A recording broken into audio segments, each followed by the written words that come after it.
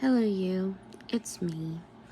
And on my table of wonder today, I have Ren and Stimpy, who were best pals, best buddies, even though they've always had a pretty complicated relationship. And one which a lot of people look at and say, I'm no longer your friend. And that's what this video is about. Chantal has been talking about how shocked she was that Missy Moo could turn on her after being friends for so long. I think she said the same about Shannon. That, so shocked that you could be friends for so long and then suddenly turn on her, and how horrible it is. It can happen. And I have a story about that. Something that happened in my life was somebody who I thought was absolutely my best friend in the whole wide world. And we met when we were in high school, and we were practically inseparable. He had his life, I had mine. He had his girlfriends, I had my boyfriends. But we always came together, and we always had a lot of fun, went to parties, did all that sort of thing. In fact, once he had me pretend to be his new girlfriend in front of his ex-girlfriend, just to make her jealous. So we had a close friendship. As we got a little bit older, after high school, he started dabbling in the whole drug scene, and I backed away from that and told him, I don't like this, I don't want to be a part of it, and I can't just hang around with you all the time if that's what you're going to do. So years later, he contacted me, said, a lot has happened, and he's not doing drugs. He's he cleaned up his act and did his thing, went to another state, but he wanted to come and visit me.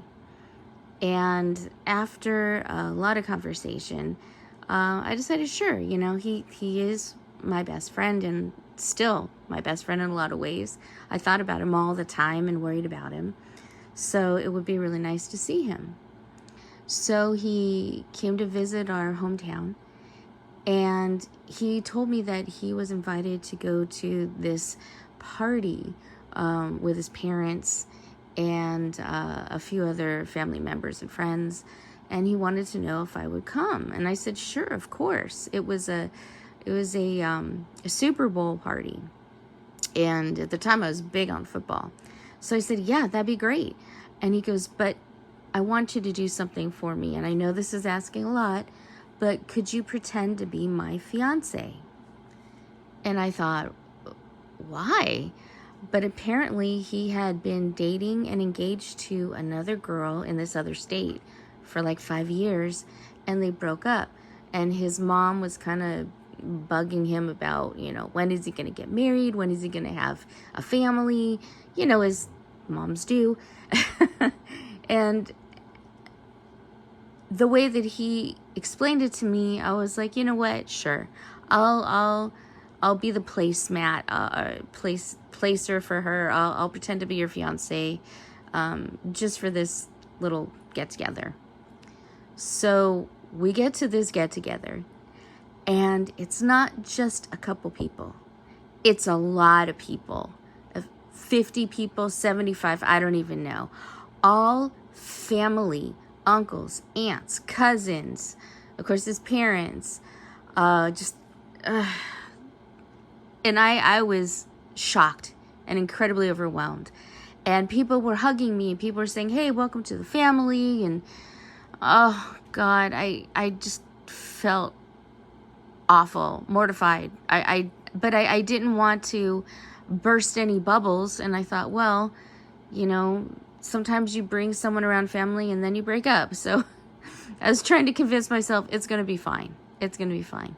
But he told our friends that we had in high school, mutual friends, he told them that we were engaged as well, and had me, again, as that placeholder. And it was a lot. It was a lot. And so finally we were hanging out He got some nachos and beer, which was my favorite combination at the time. We were watching a movie or something, and I just said, you know, what is up with all of that? What happened? And at the time, he wouldn't tell me. He finally went back to his new state residence, and he said, you know, I really kind of want to move back to our hometown. How would you feel about getting a place together? I said, sure, that'd be great. We'll get a nice 2-bedroom. We'll make great roommates.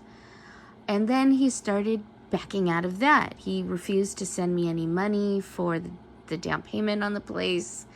And we were supposed to split everything. And I said, what is wrong with you?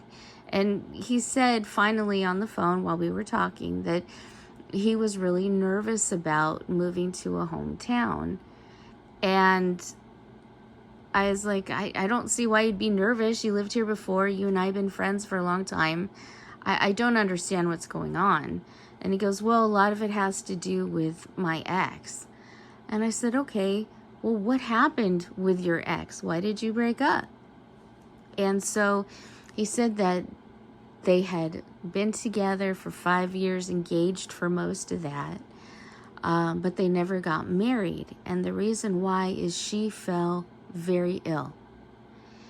And he hated watching her being sick, worried that she was going to die.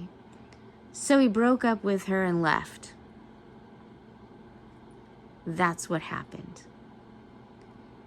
And when I heard that, I was sick to my stomach.